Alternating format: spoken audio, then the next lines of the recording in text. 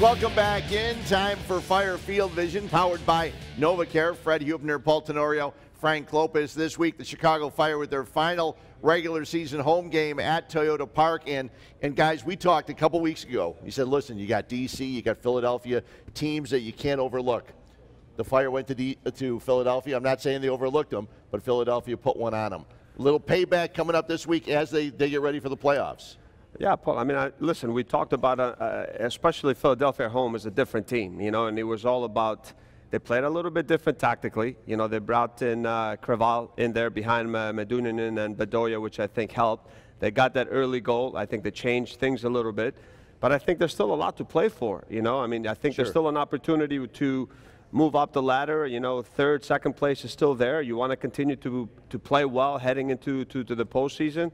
That's another thing. And then the Fire home have been, you know, very good. So I think we have to see how they approach this game. Are they going to sit back a little bit more? But I think, Paul, I think at home, I think there's still a lot to play for this Fire team. No doubt there's a lot to play for. Everything is up for grabs in the East. You've got to hold on to your home game in the first round of the playoffs at the very least.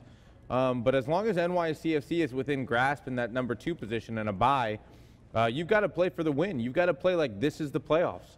I was talking to Veljko Paunovic at the Fire, the Section 8 party, the anniversary party, and you know, I said, you know, this is the playoffs have already started because every win now helps you in the seeding and helps you get potentially a better opponent. And I think also, you know, look, I did read today from the reporters that were out at training. Bastian Schweinsteiger did not train today. Juninho did not train, full train. So I'm interested to see what the Fire do to approach this game if Basti is not playing. There are some options here, and obviously Michael Deleu being out is a massive blow. So how do you organize this team? Bastian Schweinsteiger out. I would think you can bring Georgi Mihailovic in, play underneath a little bit next to Dax McCarty, and maybe play Lucho Solignac in the middle. What are the options to come off the bench? Because now the depth is impacted as well. But I think that's got to be the move that you go with if those two aren't available. Yeah, especially at home. On the road, the last game there, I mean, Drew Connor played next with McCarty, and then obviously Deleu was there in front of him, and their normal 4-2-3-1 at home. Mihailovic has played very well, you know. So I think there's some options there for sure. The key thing for me also, though, you can't look past this game, but I think, you know, the question mark's still there with Schweinsteiger, you know, with Boston, because he's such a key component to this team. You know, one of the big reasons, you know, that the team is where they are, I think, for me, it's a big part because of him, McCarty, and some of the players around. You know, hopefully he gets in healthy, you know, to get at least one game, you know, before the postseason. So we'll see with that, and also with Juninho, experienced guys that, you know, you need them in a postseason run. So it'll be interesting to see which way they go at home. You know, if they sit back more, Philly, I think the ability to bring maybe Mihailovic, who's had very good games, his ability, you know, to combine, and his decision-making in the final third, technically, is very good, and he's coming off some very good performance with a lot of confidence. I know you talk a lot on the broadcast on the road games, how important that first goal is. Do you feel the same way about a game, especially this, the last home game, Fan Appreciation Day, fans will be out there wanting to see something. How important is it for the Fire to get that first goal? No, Paul, always, I just said, listen, it's better to be up a goal than to be chasing that. Even I told before, you know, like every time I watch a game and I'm home and it's like, you're winning 2-0, my wife goes, that's the most dangerous score in soccer. That's what you told me. I said, I know, but it's always better to be up 1 or 2 goals than to be chasing, you know, to come from behind. But, yeah, I just think it's like at home, I think the team has been great. They've come with a lot of confidence.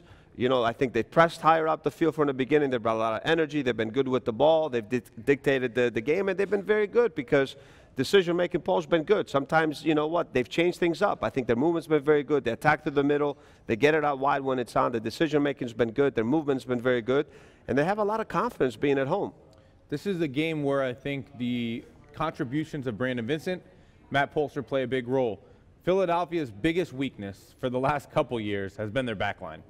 They want to try to get the fullbacks forward, but the trouble with the center backs, the trouble defensively, organizationally, has hurt them. You know, that's why they brought Creval in to sit in front of those center backs. If you can overload, like the Fire like to do, pinch those wingers in, create overloads with the fullbacks, I think there are some areas where they can really win this matchup. But those two fullbacks, for me, they've got to be aggressive. Another thing that I think is important as you get close to the playoffs is we were talking about Nico, how he was scoring a lot of goals. Then he went on that slump, that little thing where not scoring goals. Scored again. I saw him at the anniversary party, and I asked him, I said, where exactly was Morales going with that ball when Polster put the pressure on him? He said, I don't know. I was just happy he did. It's nice to see Nico starting to put the ball back in the net, especially at this time of year. For sure. How long did it take him to answer that? Was it like, were you timing him or no? But he said to me also, I asked him the same thing, and he goes, Frank, my friend, he wasn't expecting me. I came from the blind spot. He didn't see me. I said, that was a good move. Frank, I could have scored that goal. Let's be well, honest. Polster did all the work. But you know what? I think I agree with Paul, because I think when you look at this Fire team, a big component, it's like the play of Vincent and Polster. You know, their ability now when they do get forward, you know, and I think they're both guys now that are very comfortable with the ball. So I think they get forward once that the ball is secure. So they play out of pressure.